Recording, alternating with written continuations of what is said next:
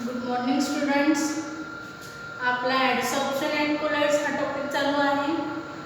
या टॉपिकमध्ये आपण मागच्या व्हिडिओमध्ये कंपॅरिझन बिटवीन फिजिसॉर्प्शन अँड केमिसॉर्प्शन हा कंपॅरिझन डिस्टिंग्विश पाहिलेला आहे.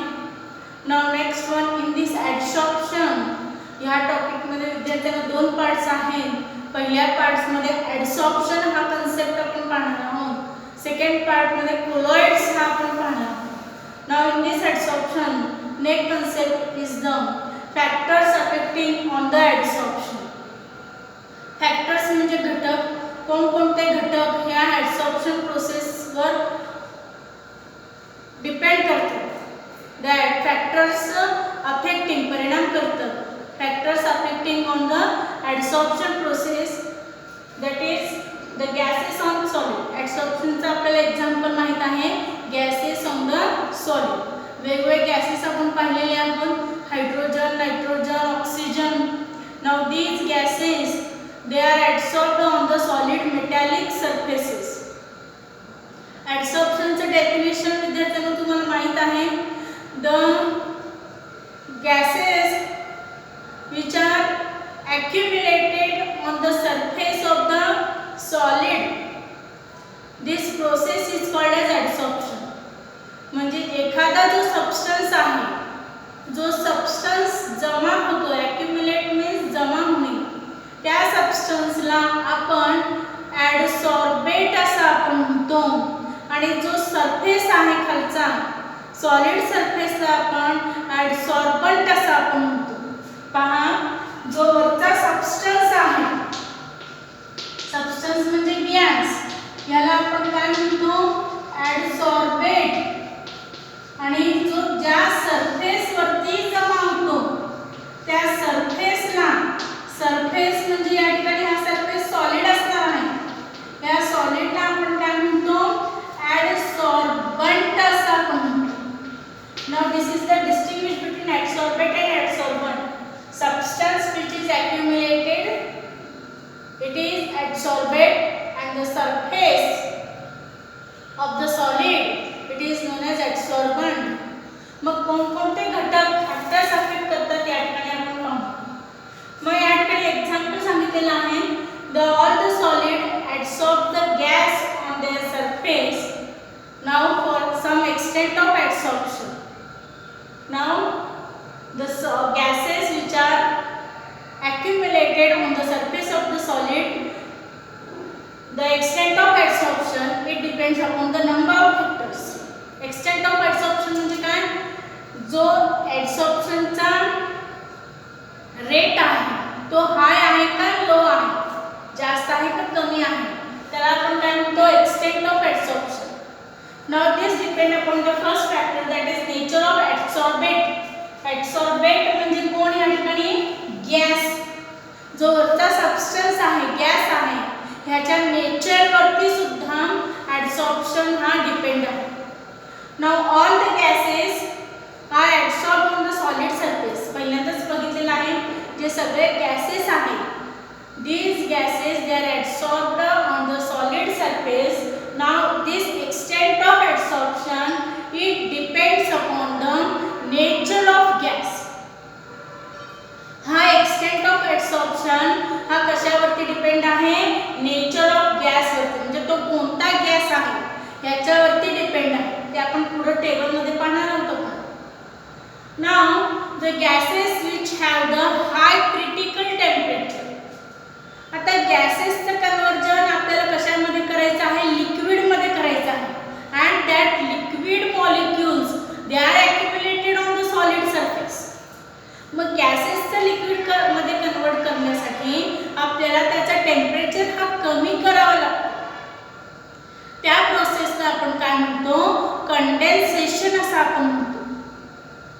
The process in which the gas is converted into liquid, that liquefaction process is known as condensation, and that is heat of condensation.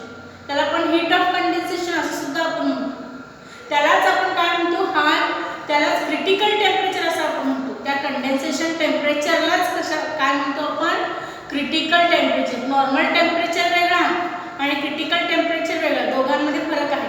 Normal temperature म्हणजे जे आपण heat apply करतो आणि critical temperature म्हणजे आपण जे हीट कमी करतो त्याला थंड करतो आपण, त्याला आपण कंडेन्सेशन असं आपण म्हणतो. मग ह्या क्रिटिकल टेम्परेचर जर जास्त असेल तर त्याचं लिक्विफिकेशन हा इझिली होतो. The gases which have the high critical temperature they are easily liquefied. त्याचं लिक्विफिकेशन हा इझिली होतो and they are easily absorbed on the solid surface.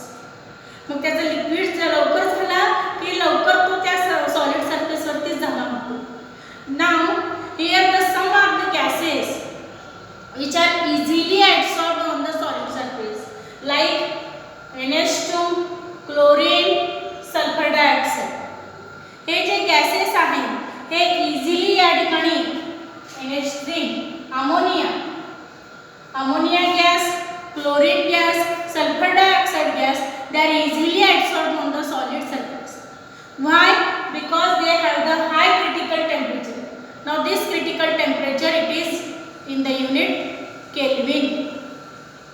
त्यांचं क्रिटिकल टेम्परेचर जास्त आहे, त्यांचं इझिली लिक्विफिकेशन होतं म्हणजे त्यांचं ॲब्सॉर्प्शन हा इझिली होतो. कोणकोणते गॅस आहेत? Ammonia NH3, chlorine Cl2, sulphur dioxide SO2. They have the high critical temperature.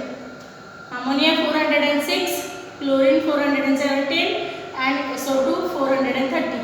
ह्यांचा volume of absorption in centimetre cube मध्ये आपण मेजर केलेला आहे. म्हणजे त्याचा ॲब्सॉर्प्शन जो सरफेस आहे, एरिया आहे, हा जास्त आहे का. मग या ठिकाणी जे काही अनदर गॅसेस आहेत like nitrogen, oxygen, hydrogen and hydrochloric acid gas. Now their critical temperature is low. त्यांचा क्रिटिकल टेम्परेचर कसं आहे? कमी आहे, 126, 324. म्हणजे त्यांचं व्हॉल्यूम ॲब्सॉर्ब, त्यांचं लिक्विफिकेशन हा कमी होतो म्हणजे त्यांचं ॲब्सॉर्प्शन काय होणार? कमी होतं. म्हणजे या ठिकाणी जर आपण या दोघांचं रिलेशन आपण जर या ठिकाणी मेंटेन केला तर या ठिकाणी डायरेक्ट रिलेशनशिप आहे. High critical temperature is directly proportional to absorption. is directly proportional to adsorption. Critical temperature जास्त, adsorption जास्त. क्रिटिकल टेम्परेचर कमी, adsorption कमी. लक्षात आहे ना. आणि क्रिटिकल टेम्परेचरचं मीनिंग काय आहे? The heat of condensation. म्हणजे त्याला कूलिंग करायचं आहे त्या गॅसला, त्याला आपण हीट ऑफ कंडेन्सेशन म्हणतो. मग ते जर जास्त असेल तर त्या ठिकाणी लिक्विफिकेशन हा जास्त होणार आणि ॲब्सॉर्प्शन इझिली होणार. मग या ठिकाणी आपण हा कन्सेप्ट स्टडी करत आहोत. Factors affecting on the absorption of the gas in the solid. Now there are the so many gases which are absorb on the solid surface. Now the extent of absorption म्हणजे extent of absorption म्हणजे काय? जो volume आहे त्याचा ॲब्सॉर्प्शनचा area त्याला आपण extent of absorption म्हटलेला आहे. It depends upon the number of factors. First one is the nature of the absorbate. Absorbate कोणाला म्हणायचं? जो सबस्टन्स accumulate होतो. Gas is the substance which is accumulated on the solid. Now this substance gas is called as adsorbent. Now this adsorption depends upon the nature of the gases. त्या gases nature वरती depend आहे and also it is depend upon the critical temperature. Critical temperature म्हणजे काय? गॅसचं liquid मध्ये conversion करायचं आहे म्हणजे त्याचं टेम्परेचर कमी करायचं आहे, कूलिंग करायचं आहे. त्याला आपण heat of condensation. Heat of condensation means critical temperature. मग ज्यांचं क्रिटिकल टेम्परेचर हाय असेल त्यांचं ॲब्सॉर्प्शन हाय असतो. The gases which have the high critical temperature they are easily liquefied and they are easily absorb on the surface of the solid. Now some of the gases like ammonia, chlorine, sulfur dioxide, they have the high critical temperature. They are easily absorbed. Their volume is high one. Their absorption is high. And some of the gases like nitrogen, oxygen, hydrogen and hydrochloric acid, they have the low critical temperature. They are not easily liquefied. Therefore their absorption is low. मग या ठिकाणी आपला हा पहिला factor आहे nature of the gases.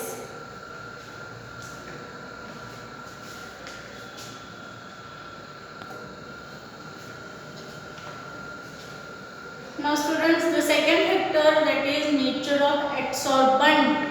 Adsorbent म्हणजे जो surface आहे, metallic solid surface is known as adsorbent. Now this adsorption, it depends upon the nature of the adsorbent. मग त्याच्या नेचर वरती, म्हणजेच या ठिकाणी the adsorbent means the solid surface which have the high adsorption, which have the larger extent of larger surface area. ज्याचा surface area जास्त असेल, volume जास्त असेल, त्याचा adsorption high होईल. The adsorbent which have the larger surface area, area जास्त असेल तर adsorption जास्त, they have the more adsorption. Now for example, पहा area जास्त, adsorption जास्त, area कमी, adsorption जास्त. मग या ठिकाणी सुद्धा यांचं जे रिलेशन आहे, या ठिकाणी area it is directly proportional to area of the adsorbent. Area of adsorbent, it is directly proportional to adsorption. It is directly proportional to adsorption. Now for example, here are the some examples like silica gel and charcoal. They have the high adsorption because they are porous in nature. पहा यांचा volume हा जास्त असतो आणि त्याच्यामध्ये छिद्र असतात, सच्छिद्र असतात, म्हणून त्या ठिकाणी ऍब्सॉर्प्शन हा जास्त होतो.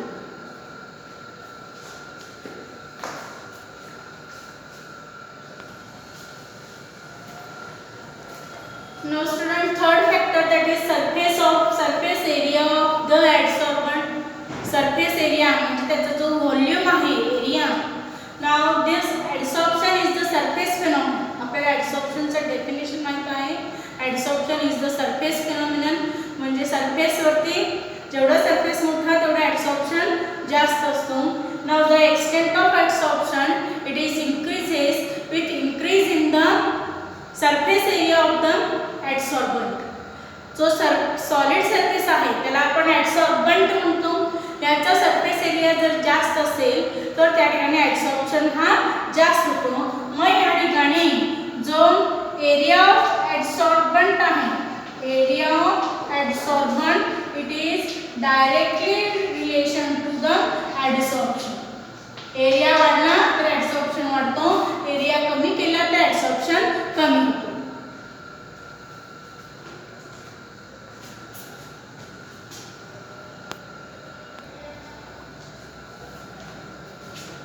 Now student, fourth one factor, that is temperature. Now already we are studied that this adsorption, it is directly related to the critical temperature. Critical temperature म्हणजे low temperature, heat of condensation असं आपण त्याला म्हणतो. Now the definition of the adsorption, that is adsorption is the exothermic process. आपण पाहिलेला आहे सुरुवातीला adsorption मधून हीट हा कमी केला जातो, एक्झोथर्मिक म्हणजे उष्णता बाहेर टाकली जाते. It is favoured at the low temperature. Absorption हा लो टेम्परेचरला जास्त होतो. फेवर्ड म्हणजे काय, चांगलं होणं. It is good condition, it is increases at the low temperature. Low टेम्परेचरलाच आपण काय म्हणतो, क्रिटिकल टेम्परेचर. मग या ठिकाणी the amount of gas absorb, it is inversely proportional to the temperature. जो आपला नॉर्मल टेम्परेचर आहे त्याच्याशी हा ॲब्सॉर्प्शन प्रोसेस कसा आहे, इनव्हर्सली प्रपोर्शनल आहे. इनव्हर्सली म्हणजे काय, व्यस्त प्रमाण असं आपण म्हणतो, opposite. Now absorption, it is the exothermic process, means in this the heat is liberated, heat उष्णता बाहेर टाकली जाते.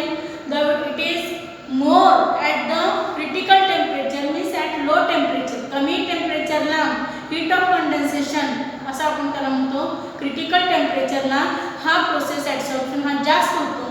म्हणजे जर टेम्परेचर वाढवला तर ॲब्सॉर्प्शन कमी होतो आणि टेम्परेचर कमी केला तर ॲब्सॉर्प्शन वाढतो. म्हणजे इथे कसं आहे, अपोजिट रिलेशन आहे. त्याला आपण इनव्हर्सली प्रपोर्शनल असं आपण म्हणतो. At the high temperature absorption is low. Now sixth one factor, that is the pressure. Fifth one factor, पाचवा फॅक्टर आहे या ठिकाणी pressure of the gas. Pressure, त्या आपण सरफेस वरती जर गॅस जो आहे ॲब्सॉर्बेट, ह्याचा जास्त होतो. नाव ॲट एनी टेम्परेचर म्हणजे कोणत्याही टेम्परेचरला the extent of absorption it is increases with increase the pressure of the gas.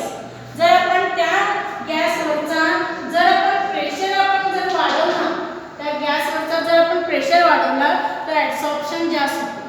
आपल्याला माहीत आहे कोणत्याही गॅसवरती जर आपण प्रेशर अप्लाय केला तर त्याचं लिक्विडमध्ये इझिली कन्वर्जन होतो. मग या ठिकाणी absorption high, liquefaction high means adsorption is high. Therefore they are directly relationship. If pressure is increases, adsorption is increases.